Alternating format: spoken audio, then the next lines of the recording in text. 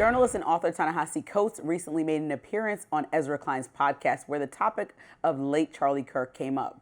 Coates recently wrote an article that was very critical of Kirk, and appears the award-winning writer is not backing down from his stance. Take a look. I think Charlie Kirk was a hate monger. You know, I really need to say this over and over again. I have a politic that rejects violence, that rejects political violence. I take no joy in the killing of anyone, no matter what they said. But if you ask me what the truth of his life was, and the truth of his public life, I would have to tell you it's hate. I would tell you I'd have to tell you it is the usage of hate and the harnessing of hate towards political ends. Coates has made a name for himself, writing about racism and white supremacy for more than a decade. In his article published by Vanity Fair 2 weeks ago, Coates picked apart comments made by Kirk saying that the Turning Point USA founder's legacy is being sanitized. But he also maintained that political violence is not the answer. He writes, quote, Kirk subscribed to some of the most disreputable and harmful beliefs that this country has ever known, but it's still chilling to think that those beliefs would be silenced by a gunshot. Coates' comments on Ezra Klein's podcast led to some considerably mixed reactions. Musician Bill Madden said he gave, quote, the obvious answer of anyone who values truth and has the courage to speak it. But John Davidson, editor of the conservative magazine The Federalist, says this is pure projection. It's hard to think of another contemporary writer who has harnessed hate as thoroughly and effectively as Ta-Nehisi Coates. His entire career is built on racial hatred, so maybe he can just sit this one out.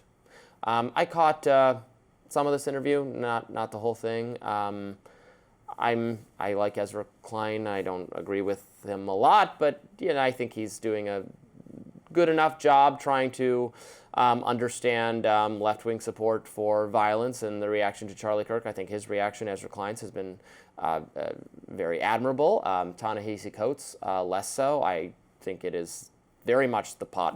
He didn't say anything about supporting violence there. So what part is he wrong about having? He's as hateful as Charlie. But he, like Charlie Kirk, uses extremely. But you can agree with that. You can say that he never language. said that he is disopen to anyone criticizing him. He just said, "I am critical of Charlie Kirk as he lived, but I hate the political violence."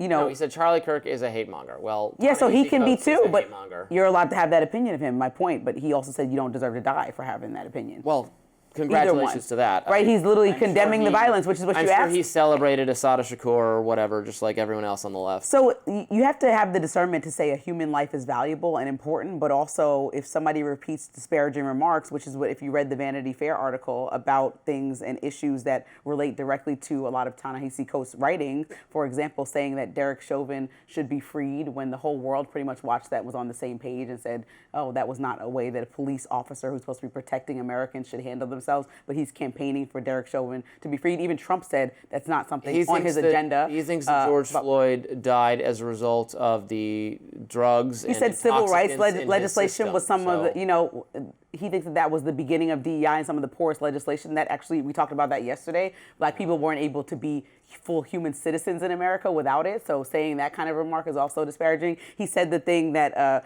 the Washington Post reporter misquoted, that wasn't about all black women, but it was about 3 extremely well-off and successful black women: Joy Reid, Ketanji Brown Jackson. They themselves said some of their achievements were due to identity-based preferences. And that just means bringing them to the table, not the actual accomplishments. I got into Harvard because of affirmative action, meaning they probably would have skipped over my application had I not had affirmative action. Doing the skipped over the application. That's what not Joy Reid. true. But you're that's false. You're miscalculating what Joy Reid was saying. They would not have skipped over their application. I'm telling you what Joy Reid was saying. I'm telling you what Joy Reid was saying. We're talking about the affirmative action conversation. That's what she was saying. And I think that I would have skipped over my application, but for some. But it was the most consequential legislation.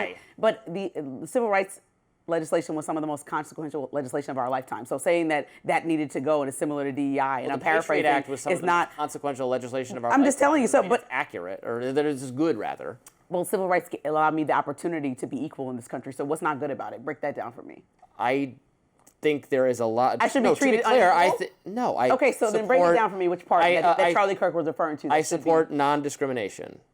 Absolutely, of course. Oh, right, so then we should keep civil rights legislation. The reason why we had to fight for that is because black people were being treated way less equal in this country. They actually were 3/5 of a human in some cases that came out of slavery that then turned into civil rights legislation. Okay, that's civil rights legislation was not correcting slavery. The No, it was 13th correcting the Amendment corrected remnants. slavery. It was collecting the Right. remnants that still existed because of bias and discrimination due to the stemming and the creation of our country on slavery. All policies, all government policies that mandate unequal treatment of people on the basis of race, including affirmative action and DEI themselves, and Jim Crow and everything else, should be overturned and should never existed in the first place. And bringing it back full circle, if Ta-Nehisi Coates says he doesn't like the way that someone speaks who says, I walk on a plane, and if I see a black pilot, that, let me quote, I hope he's qualified. Boy, I hope he's qualified. That's okay. He still said, I condemn wholeheartedly the violence. That's a scary thought to think that somebody who has that thought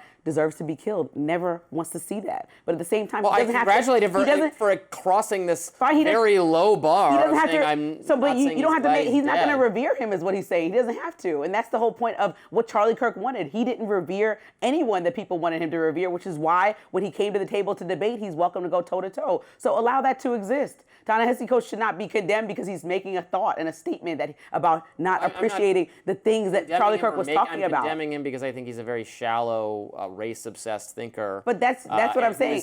And you're allowed to have that thought. But he still doesn't deserve to die, yes? So that's what he's saying. Well, of course. Well, no one deserves to die. Exactly. So then we're on the same page. That's all he was saying in this Ezra Klein interview, is that I don't agree with the way that he's talking when he lived. I don't agree with some of the statements he made about people of color in my community. I don't agree with that. At the end of the day, I still think that was wrong. And I think that that is a valid point to have and should exist out there in the heart and light of Charlie Kirk, who also would have points like that and opinions like that that a lot of people disagree with, but a lot of people agreed with. I mean, I think he was criticizing Charlie more harshly than that. I obviously think it's fine to criticize Charlie. It's fine to criticize whoever you want. Use your free speech in whatever way you want. I think it comes off as, but I don't care. He doesn't care how it comes off. I'm not his target audience. He doesn't care. Charlie Kirk didn't care how it comes off. Like, that's what I'm saying. We're not speech policing people. We're in a free speech society. That's the whole point of there but he being wants to somebody speech like police people. He's died. He's right. He's being an author in this world. How is he? Yeah. He's not. He said, I think that he was a hate monger. He's saying his feelings. He didn't say, I think he should be canceled. He didn't say the government should come in and shut down Turning Points USA. He didn't say any of that. I guess I'm open to the idea that Charlie Kirk is a hate monger, although I don't think any of your examples substantiate that. Yeah, and I'm not Ta-Nehisi Coates. Yeah. He's speaking for himself, and I'm breaking down which examples he pointed out to Vanity Fair about that or offended him, somebody who always writes about race. You see what I'm saying? Like, that would directly offend a man who always writes about race. You should understand that connection perfectly. The conversation is about Ta-Nehisi Coates and how he feels about a person who always used to say things to him that rubbed him the wrong way in regards to race. Somebody who writes and studies race for a living. Yeah. And that's just the bottom line. He's allowed to feel that way. Yeah. I think he manifests, Ta-Nehisi Coates does, a lot of contempt for people who feel differently than him, for people who have a different ideology than him, and maybe that's true of a large number of us who work and comment in politics, so who cares? It's just when he harps on the supposed hatefulness of this person who has just died, well, then that's the same thing they're going to say at your funeral, buddy. I mean, it seems not a kind way to go about in the immediate aftermath. That's all I'll say.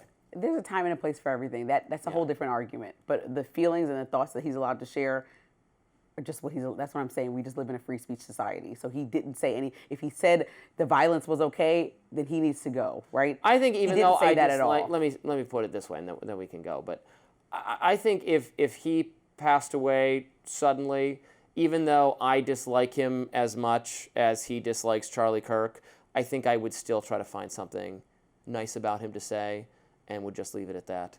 But that's just me. Yeah, everybody's different. Everybody's different.